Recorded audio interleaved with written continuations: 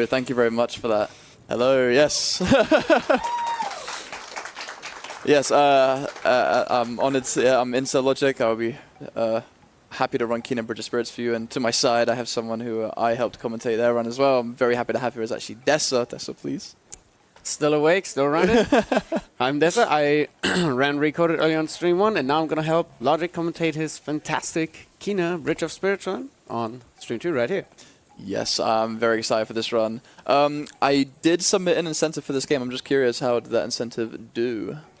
Right, so we did have an incentive for the hard mode, and it did get met. Ooh. So that's what's going to happen, right? Very nice. Yes, indeed. Okay, that is a big jump. Okay, so originally the submission was for story, but thanks to the generosity of you guys, we are going to be jumping to expert. There are a lot of handicaps for expert. Dessa and I will gladly explain that as we go. But yeah, I think on that note, we'll be good to go. Time will start. Thank you. Time will start on the selection here. Nice. Let's go. Yes. So just to summarize the game, if no one's played it, this is an action RPG where you play as Kina, who is a spirit guide. The spirit guide's role is to help guide the sadly passed to the other side to rest peacefully. However, there are some souls and spirits who will just not go peacefully and will revel in their hatred and bitterness of how things ended in life and cause problems for the area around it. And that is why we are deployed to this village to help clear everything up. It's a very fun game, a bit biased, but I 100% recommend it. And yeah, I'm actually going to pass it immediately to Dessa because I'm not ready for this part. This is going to be rough for me. Well, good thing it's a speedrun. We'll be able to rescue those souls and be back for dinner. Oh, yes, sir.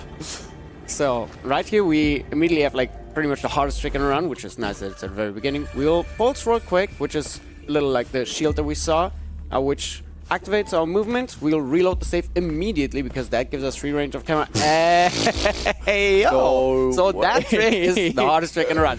He made it look super duper easy because he did it a bunch of times already. Oh, come on, kid. No, you got the first step. I got the hard. There we go. Okay, I'm over.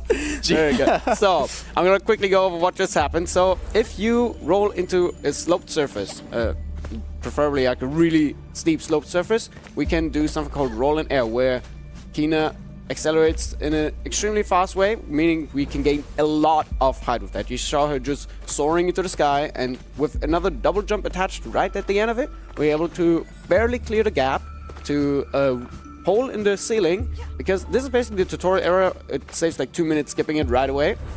And yeah, you'd be introduced into general combat, just like the game in itself a little bit, how it works, how it flows. And yeah, we just managed to skip all of that tutorial stuff and immediately be able to progress. The thing about all those out of bounds and like progression skips is that you still want to kind of be in line with what the game expects you to do, because not everything is loaded in and you still have story triggers to meet, meaning that we will go out of bounds, but like basically just walk on the sidelines to basically just enjoy the series from outside. Yeah. I'll be honest with you, I did not expect to get the trick that quick. There's a lot to practice. Yeah, there's a lot of talk to go through. Basically, this is the tutorial area. A little further, we actually collect rots, our cute little friends right here. These are the companions of the run. The gimmick of it is they are your level up bar. You have to collect a certain amount to level up and get stronger. And you saw me use my camera and put myself in a weird spot. I'm actually going to open the chest that I was just by. And if you heard there, you heard the sounds. And I actually just overlaid 2 cutscenes at the same time and got 2 rots at the same time. This is amazing to just not go super far out the way for that one chest and to skip a rock collection cutscene, which is pretty huge. But yeah, this area is just a way to show how the rock can be hidden. You know, they can be under rocks, in bushes, in totems, like hidden in these little crevices like here. And it just serves as an area to show. But we actually do want these 5 rot. These 5 rot are like huge for the run altogether and how things will add up later. During that movement, I actually hit that autosave there, which actually saved my position, but didn't bother to save my amount of rot or any other real abilities or equipment in the game. So those autosave warps are basically like in your pocket fast travels that help us just get from A to B very quickly if I just take the right route to line everything up. Right, so right here you saw something that Logic will do for a little bit more often in a run, where he aims in the middle of his jump to gain a little bit extra height, and that'll be just enough to clear some gaps that he otherwise wouldn't be able to clear just yet. Maybe like for other means later on. It'll just help him to either get a little head start on some of the puzzles or just straight up skip into unintended terrain, like we're going to see it right here, for example. There, we're just going to jump on the wall, go up here, and then we already have our first little boss fight upcoming. It's still kind of acting like as a tutorial, because we haven't seen all of the combat things yet. We've seen like nothing of it because we skipped all of it. Yeah, but like, we're going to see this one partially. We're going to be introduced into guarding, which slows down the game because you like need to get a feel for it, of course, but if you just guard and release the guard immediately, the enemy does not, like, etc. He still just goes in with slow motion until he, well, hits you or gets it. So it easily allows us to set up our little quick kill here. We just hit him a little bit, hit him a few times. Man, that's the fight. We basically just really abused that slowdown at the very beginning with the guard tutorial, and that allows us to... It's clean house, basically, yeah. So this is going to be a bit of a boring movement. I'm going to do one trick, which just skips the intro card. In that time, it would be great to get some donations in. Absolutely. We have a $42 donation from Sparks. And I think this is a reference to the previous run. Here, have $3 for every minute over estimate, just to reinforce your failure. And then there's some smiley faces. Love you all. Thanks for the amazing event and running a game that I have loved since I was just a wee lad. Greetings from Germany. Thank you so much for that donation. We can get one more in if that's okay as well. Amazing. Thar donates $50 saying, "Yo, Logic, let's get it. I'm glad this run is at a reasonable time for me to watch in the US. Shout out to you and Dessa on comms, as well as Jira and Den in the audience." Thank you so much. Thank you, Thar. An absolute hero in our friend group and just in general with a lot of marathons. He's insane. For the... I did a lot of movement, a lot of skips, and we're currently technically out of bounds, technically inbounds. The game wants us to go into the center to defeat the enemies, which unlocks our hub. I'm going to ignore that completely for the whole run and get this waypoint instead. This waypoint is actually very important for our route and how we're going to string together movement, but we'll cover that later. Yeah, it acts like a little anchor, as you mentioned, because we will need to return to that point. It's not necessarily because like something specific happening. It's just like very close, and it allows us to skip the hub because there's a lot of stuff tied around it, and we really don't want to deal with that. Yeah, we have other means of going fast for sure. Right here, I'm actually doing a really cool skip to get from the waypoint back to the center, and then past the gate that blocks you until you beat chapter 1 and 2. It was a lot to unpack. I'll do my best to do it as quickly as I can. I did a jump reset, which once per load of a save, you're able to swing in the air, and the game, after 2 seconds, will think that Kina is grounded for some reason. We never figured out why, but if you jump within like the half-a-second window that this happens, you're actually able to get a jump reset, which lets you progress and jump over the Kool-Aid Lake, we call it, you know. And the skip to get to chapter 3 was basically me rolling into the wall and holding L2. It took us a while to figure out that you can hold L2 to just make it very easy to string the rolls together. And when we found out, we felt pretty silly. Yeah, before that was like a super difficult task to string those rolls together because you had like a very small window of time to make it count. Otherwise, you'd have to sit for the entire animation. Turns out if you hold L2, that window is ginormous. Yeah, like you can almost just mash it out. Yeah, it's very easy at that point. We confused the game a lot just then. Basically, it thinks we're in chapter 1. We should be in chapter 1, but we just did a chapter 3 check, and now it's like really confused. It doesn't know what to give us, and so this is where the game starts freaking out a little bit. And we have Dash, which is a speedrunner's bread and butter, and we'll be using it a lot. I'll be going to the first big glitch of the run.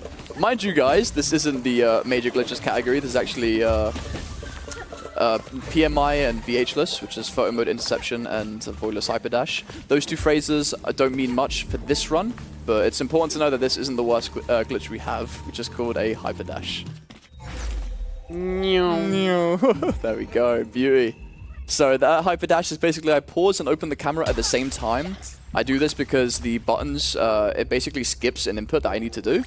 And then I have Kina strike a pose, which is the, a cutesy little thing. She'll strut stuff.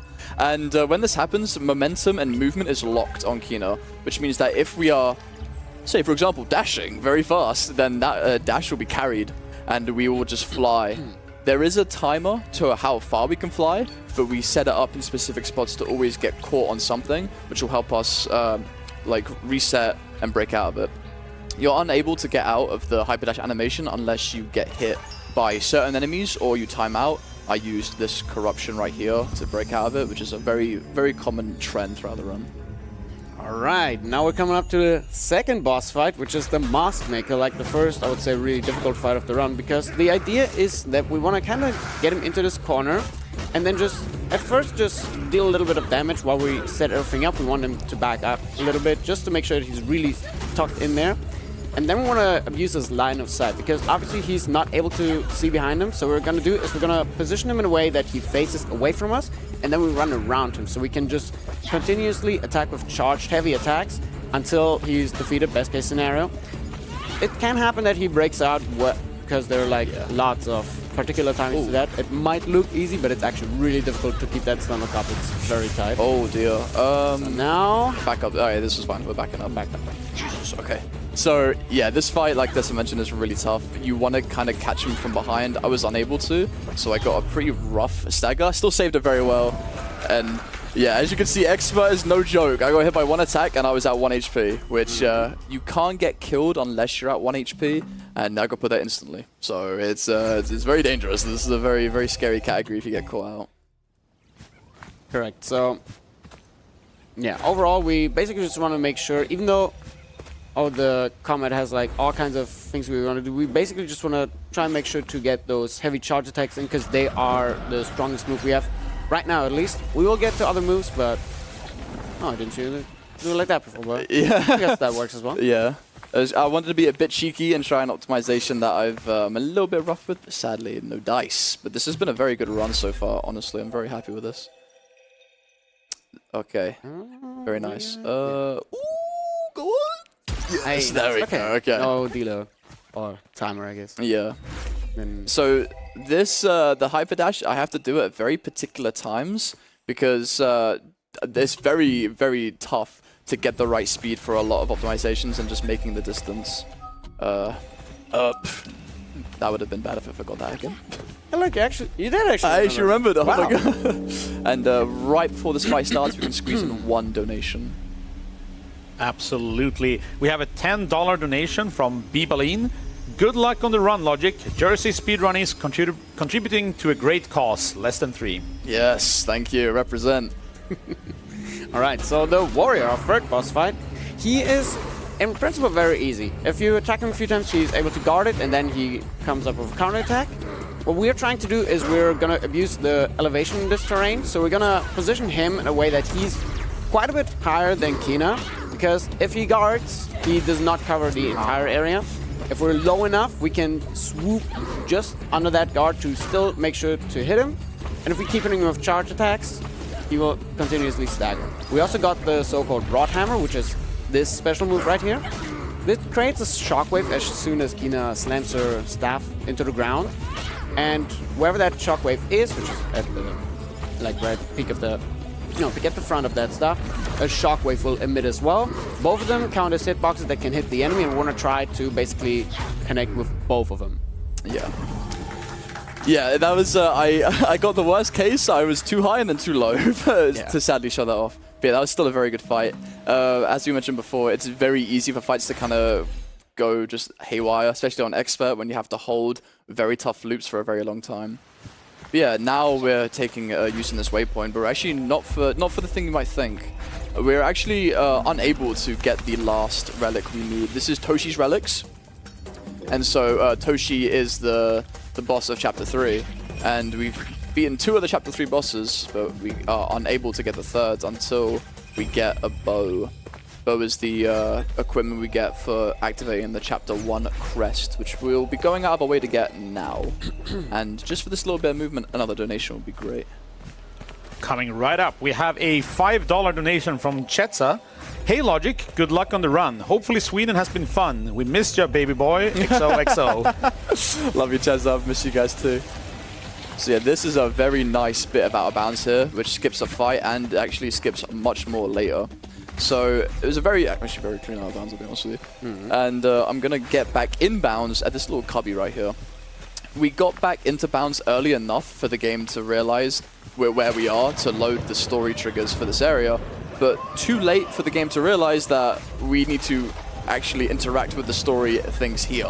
So there's this like really cinematic thing about Chapter 1. I won't say much in case I spoil the game, but yeah, we need to activate the crest to progress Chapter 1, but because we did the movement we just did, the game is just going to let us walk free, and we're able just to waltz on through and just carry on.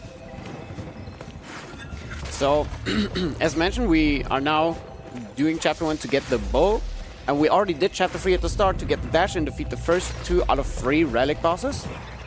What you might be realizing is that we never mentioned Chapter 2. That's because we never even stepped foot into Chapter 2. The Chapter 2 gives us a usually crucial ability, the bomb, and it's mandatory to progress the game normally. However, we have ways to avoid the, I think, like, in the end, like 2 major cases where we would have to use it. Yeah. With the route that we're taking.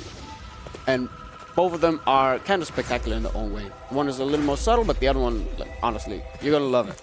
And I'm very much looking forward to explain that one. Yeah, I'm very excited to show that off. So right here, I'm actually going to be trying to go out of bounds again. Going to be launching myself with roll on there, as Dessa mentioned. And yeah, we spend a lot of time out of bounds, and we try to get as much use out of it as possible. So right now, I'm going for bow, and the game expects us to go through a lot of loopholes, a lot of story-specific things. Oh, dearie me. Yeah, that's... I've not seen that yet. Yeah, something we mentioned earlier in the run where you have to be very careful where you walk, because if you walk just a little too far on the wrong way, the world will just delete itself underneath you. So yeah, we're going to do another hyper dash here, and I want to pause at the right time here to load this rock. Oh my... Nice, man. Thank you. Yeah, I just had to see where I was going, you know, you have to understand. And make sure you know where you're out of bounds. Oh, of course, yeah. Look at this beautiful architecture. I love it. Oh, it's My house there. So yeah, we very particularly did all this movement to get into this little rock right here, and we're actually going to be going out of bounds again to be skipping a mini-boss and a boatload of movement. And yeah, this looks a bit bizarre. This is not meant to be here. Love that PS1 texture right there. Yeah, this is not meant to be here. The game, I feel bad. The game is trying its best, but we're like, no, we gotta go. Like, we have places to be, we gotta go. And the game's like, wait, hold on, we have to bring it back. We have to get rid of this fool. That's also save. Yeah. I think we found Mr. All right, I'm gonna do a cheeky load here, which might seem a little bit weird, but we are not meant to have dash this early, and that is actually to our detriment. Because if you dash and bolt all the way forward, you actually have the potential to crash the game, because the game is just not ready to have you in that area yet, so it needs to load things in. So I load the save, just to make sure everything's loaded in, all the animations play as normal, and then... Oh my... Yeah. Oh yeah, that's beautiful. That's why I loaded 100%. I made sure everything was correct, everything was perfect, and no comment. I don't even want to know what happened. Yeah, I've never seen that in my life. I've never seen that before. I'll be honest with you, I've never seen that. But you know what? I mean, So yeah, moving on. Hunter. Oh man, this game, I love it so much. So yeah, this is like the first case, or the first scenario where we would use the bomb. You usually have to blow up these rock formations and create a new rock formation, because this one isn't suitable for us, so we generally wouldn't be suitable for us, and we'd have to create a pathway that will lead us to the next part. Luckily, we're able to, even with regular movement, to scale these rocks, and that allows us to pretty much instantly enter the Hunter arena once we weave around a little bit out of bounds. To spawn this final relic boss, the Hunter, which is I think the 4th boss it was. Whoops. We have to... There we go. I missed Snapper the days have been a while, huh? Yep. my Black Ops days are long behind me, I'm afraid to say. So yeah, we need to hit those 6 targets, then the Hunter boss spawns. Hunter is a very notorious fight in this game, because this one can go like all kinds of ways. The other ones we kind of had control over. This one we can still have control over, but it's a lot harder, because Hunter basically has 2 modes, a passive and an aggressive mode. If Hunter is aggressive, it'll charge towards us, and we can parry that like this. Oh, well. The wrong way. Never mind. Oh wait, shit. Okay, there we go. Yeah, there we go. Very nice. And in the passive state, it'll just float around, and the way to stagger there is to shoot the mask. So we always have a way to stagger him, but it's like reactionary based. You have to see what he's doing and react accordingly. Oh, that was so crisp. Hey. That was very nice. Oh, Nice. that was good. Okay. That was really good.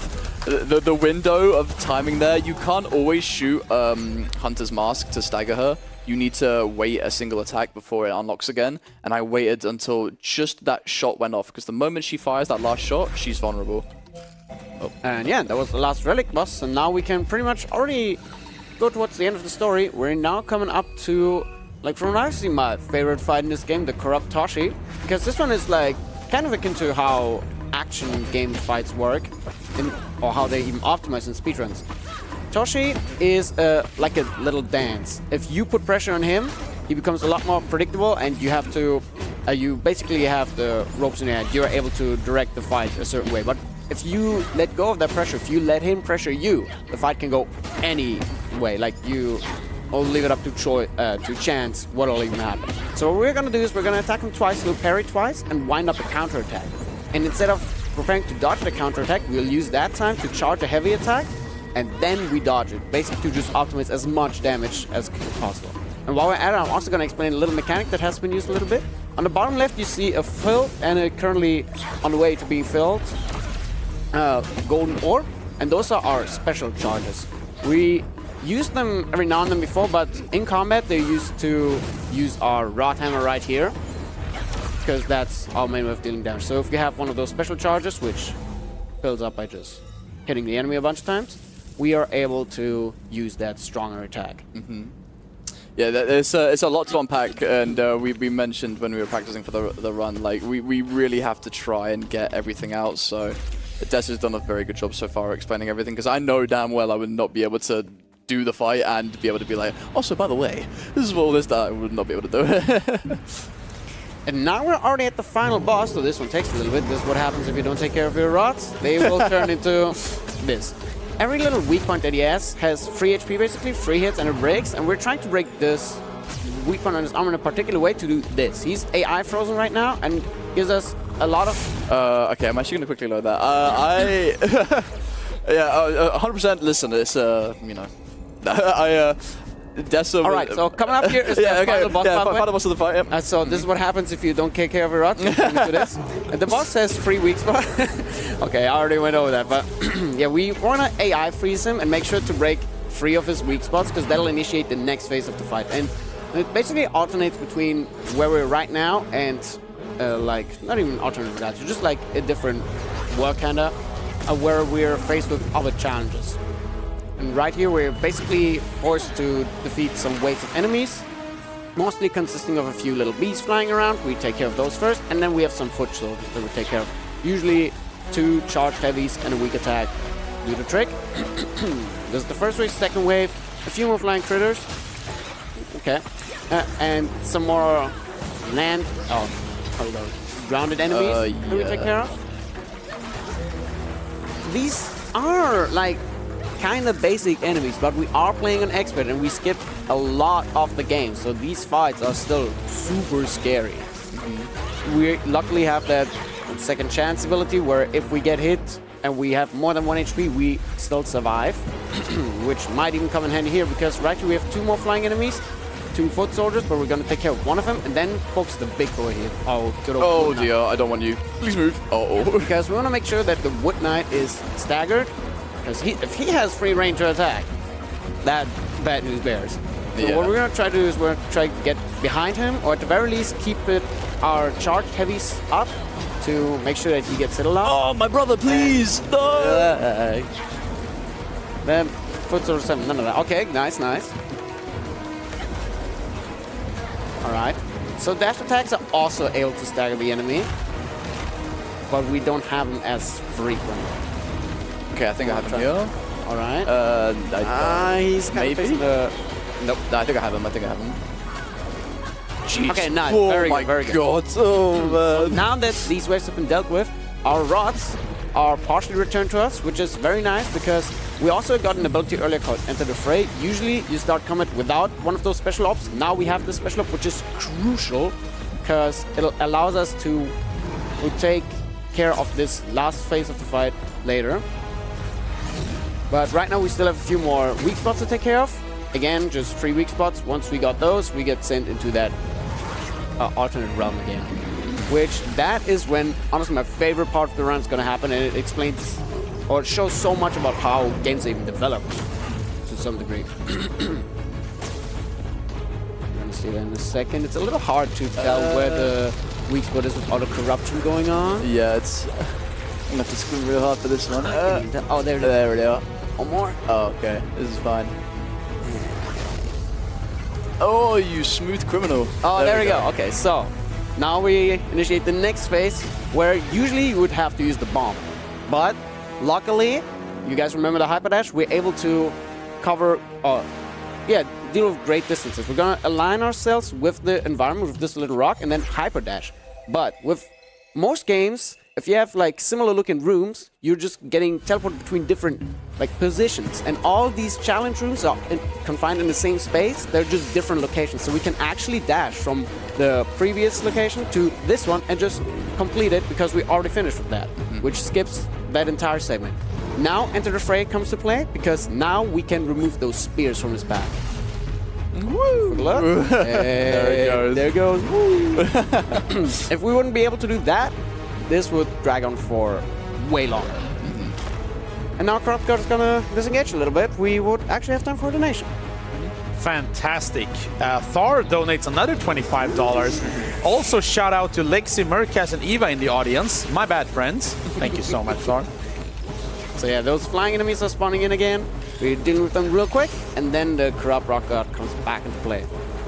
From this point onward, the fight is basically a little game of manipulation. So there is something we like to call action count. Every single thing that Rock God does is +1 to the action count. Whether you got it. There we go. That flew as well. You could have just put down the controller if you wouldn't have. If I missed that, I would have stopped the run. I would have quit. Everything that Rock God does counts as an action. Spinning, turning around, walking, initiating a sprint, his little cute laser beam of doom, everything counts as an action. We're trying to manipulate him in a way that he does as much as possible in as little time as possible. Because once he has done enough actions, the last spear will basically be able to be dislodged, and that's when we're done with the fight right now. Nice. All right, clean. Very try? Clean. Yeah, honestly, first try? First try, Rock God, I'm so happy I was able to get that. Honestly, never a sweat, never a And after an exciting fight like that, we now have the last little thing to do, because, yeah, we're actually coming up to the end of the game now. Yep, and actually we can squeeze one more donation as well, just for the Senpai. Great. We have $25 from Primo. Awesome run so far. I have this game on my 2 playlists since release, but could not find the time to do so. Is this played on current patch? Greetings from Germany.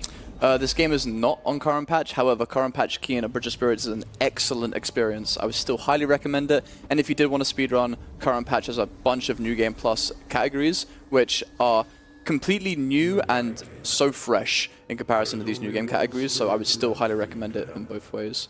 And we have time coming up once the screen plays a black on this Empire here. And time.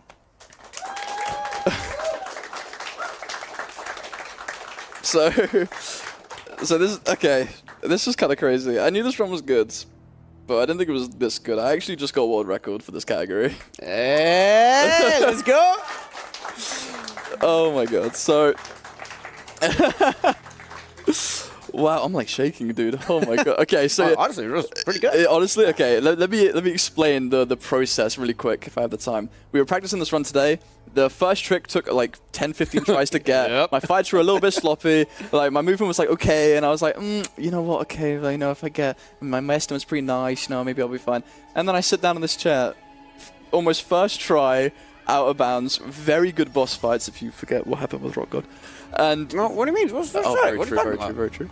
And my movement was crisp. And I'll be honest with you, I am like, I could not have asked for a better run. I could not have asked for a better commentator. I could not have asked for a better crowd. Thank you guys so much. Go, guys. Thank you all. Thank you so much for that run. That was really cool to see. Don't go anywhere because we have a distance run coming right up after a short intermission. So I'll see you back soon.